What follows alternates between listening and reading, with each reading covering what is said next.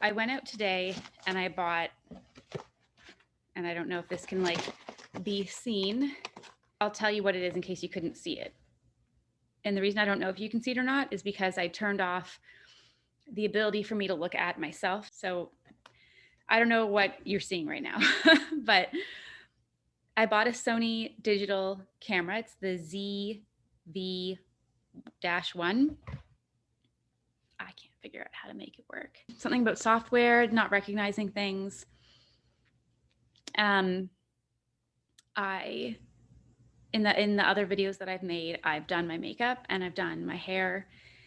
And I didn't do any of those things for this one, I should say, because I don't know. Sometimes that feels like pressure to like, not that people shouldn't try to look their best a lot of the time, but being distracted from what I want to say or what I'm thinking about because of those things seemed like just something I wanted to break from. This weekend, I had big plans. I was going to make like 2 or 3 videos, but I got a little derailed from not knowing how to use the new camera I got. And also just derailed by my emotions. Sorry, I'm going to move my couch just went back. I'm sitting on the floor on my carpet in front of my couch, as you can tell, because it's like the table's in front of me and I have a small tripod, so I keep moving that.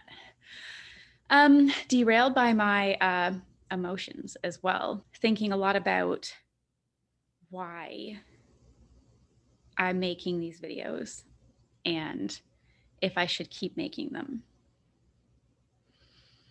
Right, because I kind of enjoy making them, but then I start obsessing over like, why do I like making them? Is it because I want to pass on information that is helpful to people? How much of my ego is involved? Yeah, so just mostly thinking like, why am I even making these?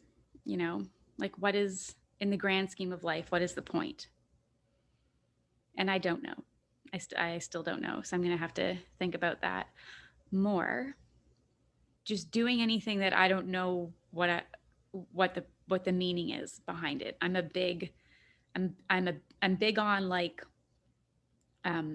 big picture looking at life, you know, that way. I'm worried that there's a bigger part of me that is looking for validation, you know, like checking the views, checking the subscribers. And I don't know if that's everybody's experience who does this.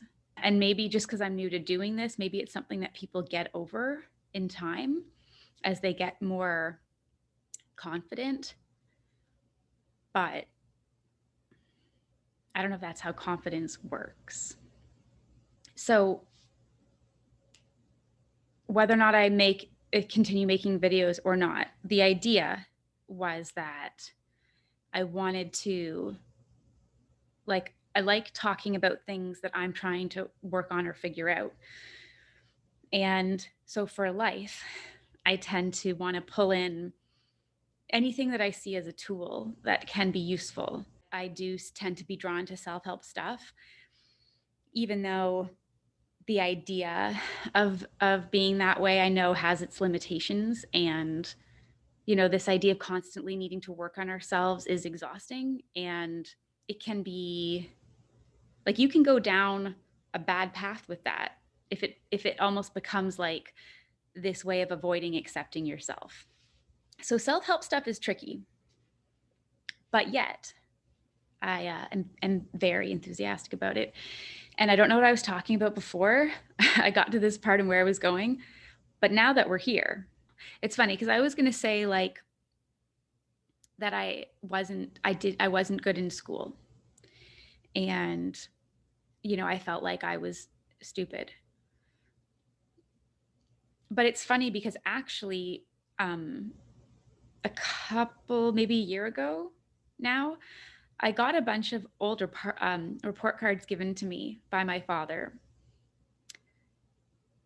And it's funny because when I read them, how I remember feeling about myself didn't really totally line up with with my report cards, which is interesting, sort of looking back. And there were certain subjects that I struggled with. I struggled with, maybe math or science or different things like that.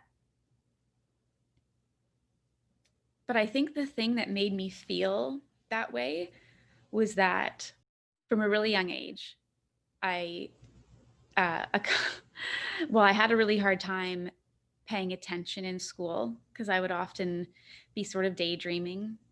But then if there were things that I didn't understand, I can remember even being like as young as grade 1, and when the work like starts to get real and you're at desks, and asking teachers for help.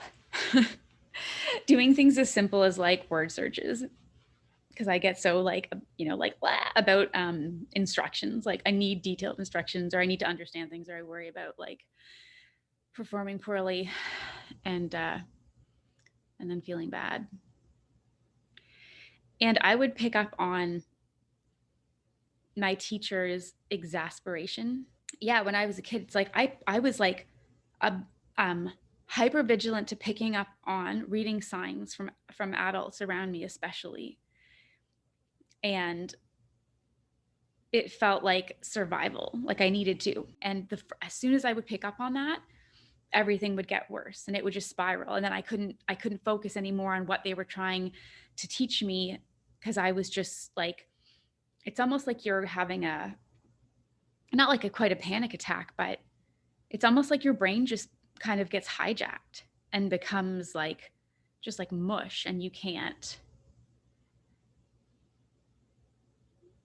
aren't able to learn anymore, which makes perfect sense, because when people go into like a fight or flight mode, yeah, their brain is using different parts of itself. You're not in a learning mode. So yeah, despite how now looking back, I can see that I might not have has been as I might not have been as awful of a student as I thought that I was. But I really felt like I was, because any shortcoming that I had was just elevated in my mind. And that is definitely still something that I struggle with. So the difference though, and if you saw any of my like high school transcripts, yeesh, like not great. I mostly just gave up. And then something happened where I became an adult, kind of like in some ways, maybe not by world standards, but by North American standards, maybe younger than like my peers had to become an adult, because I did get married and have kids really young. And just something in my brain was kind of like, okay, you're an adult now. You have to get everything right. You can't afford to not care. So eventually I went back to school when I got to be a bit older, because, well, I wanted to. And also, I got to a point where I had enough confidence to think there was a pretty good chance that I could do well. So I felt like it was something I could start to take on. And I did do really well. If you saw my high school transcript compared to my college transcript, it's like night and day. I'm a little upset. I'm going to try to like rein it in, like pull through, get through this video. So that's good, right? Like I, in a way had arrived at being able to achieve the kind of, academic success like that I'd always wanted to. So why am I upset? You may wonder. But I feel like it goes back to that constant improvement thing, where like anything I achieve, I take barely a second to really appreciate and to be, I guess, proud of myself before my brain's like, what's the next thing? Like, what's next on the agenda? What's the next hurdle? What do we have to overcome next? It's exhausting to always be seeking approval, I guess, is what it seems like. And okay, and so now that's good. It's an improvement to be able to do well in school, right? It's not a small thing for me. It's like a bit of a deal. It's a bit of a big deal. But now that that's over, it's one thing to get good marks, but then it's like, okay, I want real world. I don't know if approval is the right word, but like real world success. And that's a weird thing about being sort of more artistically inclined, I guess, because it can feel like hard to separate yourself from what you create. And maybe that's why I've been so, obsessed with, which is funny because like maybe obsessed a bit with, likes or views. But at the same time, I don't really do any kind of social media stuff because I don't like it. And part of me thinks, oh, maybe making videos is looking in the wrong place. Maybe it's more, or like putting attention in the wrong place. Maybe it's more sort of like spirituality that I want to focus my attention. But at the same time, like since I was young, I said I didn't feel good about what kind of student I was when I was younger. That being said, though, I was always good at anything artistic. So whether it was, art class or woodworking or music, all of the artistic classes were things that I excelled in, and like easily too.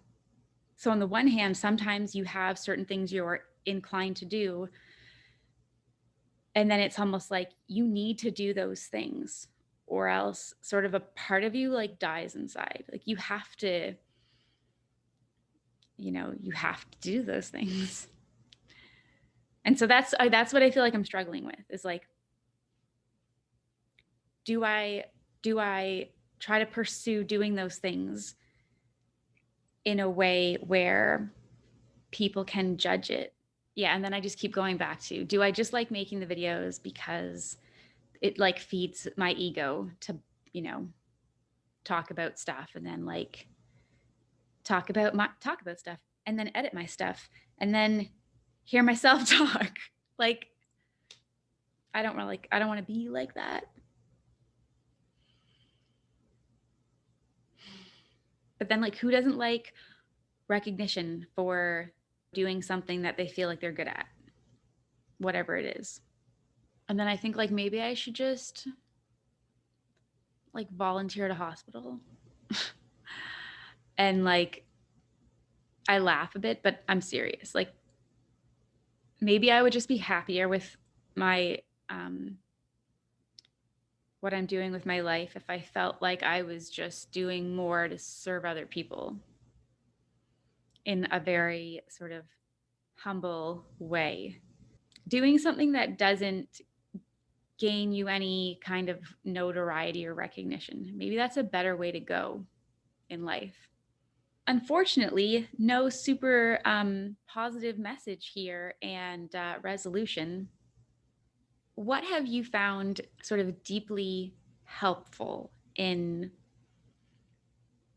coming to a place, like let's say you struggled before, but coming to a place where you're open to constructive criticism, but where you've gained sort of an inner, I don't want to say like strength or confidence. It's a different word. It's like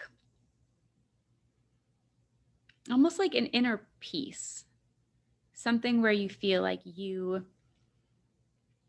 have an assurity about your wholeness, that criticism doesn't hit you the same way anymore. If you've thought about that and you've come to any conclusions or have found anything helpful, please put a comment below. I'd be curious to see what works for other people. And yeah, thanks for checking out this video. And I'll see how things go moving forward, and if I keep, like trying to do this or not. So thank you.